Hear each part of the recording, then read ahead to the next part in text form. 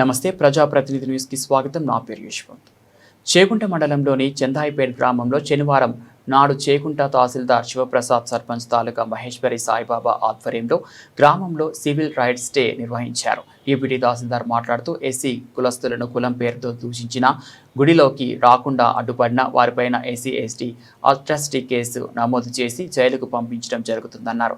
గ్రామంలో ఎవరైనా కులాంతర వివాహం చేసుకున్నట్లయితే వారికి ప్రభుత్వం తరపున 50,000 రూపాయల నగదు, విదేశీ చదువుల కొరకు 2 లక్షల రూపాయల ప్రభుత్వం ఇవ్వడం జరుగుతుంది అన్నారు. ఈ కార్యక్రమంలో చేగుంట ఆర్ఏ సుజాత, ఉప సర్పంచ్ నాగేష్ గుప్తా, మండల్ సీనియర్ అసిస్టెంట్ శ్రీనివాస్, గ్రామ సెక్రటరీ కృష్ణ, గ్రామ revenue officer Ratnakumari, head constable Sattaiah, market committee director Mohammed Muzammil, ward సభ్యులు మధు, మహేష్, మహిళలు, గ్రామ ప్రజలు స్వామిగౌడ్, సిద్ధిరాములు, బాబు, నరసింహులు తదితరులు పాల్గొన్నారు.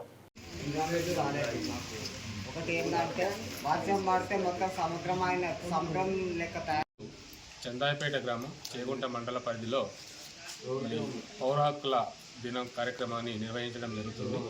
ఇందులో భాగంగా మరి ఈ పౌర హక్కుల చట్టం 1955 ప్రకారం, అదేవిధంగా భారత రాజ్యాంగంలో పౌరులకు, ముఖ్యంగా అణగారిన వర్గాలకి రాజ్యాంగంలో కల్పించబడినటువంటి హక్కుల గురించి అవగాహన కార్యక్రమం అనేది నిర్వహించడం జరిగింది. ఆ హక్కుల పొందడంలో వాళ్ళకి ఏమైనా ఆలస్యం కానీ, ఏమైనా సమస్యలు కానీ ఎదుర్కొంటున్నప్పుడు ఆ సమస్యలు ఎటువంటివి అనేది తెలుసుకొని ఆ సమస్యలను పరిష్కరించే మార్గంలో మరి ప్రయత్నాలు చేయడం జరుగుతూ ఉంటుంది. మా సిబ్బంది కూడా ఇక్కడ ప్రజలు ఏమైనా సమస్యలు కనుక ఉంటే అవన్నీ కూడా నోట్ చేసుకొని సంబంధించినటువంటి పరిష్కార మార్గాలు ఎక్కేటటువంటి పనిలో ఉన్నాము.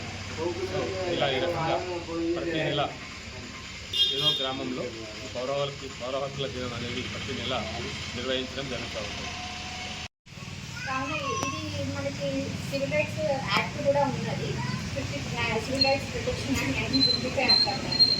కావున మనం ఎటువంటి సూచించడం, అటువంటి ఎస్సీ వర్గాల పైన మనం అనుకోని చేయడం వలన మనకి 6 నెలల నుంచి 7 సంవత్సరాల వరకు కావున ఇవన్నీ మనము మనసు పంచుకొని ఇటువంటి సంఘటన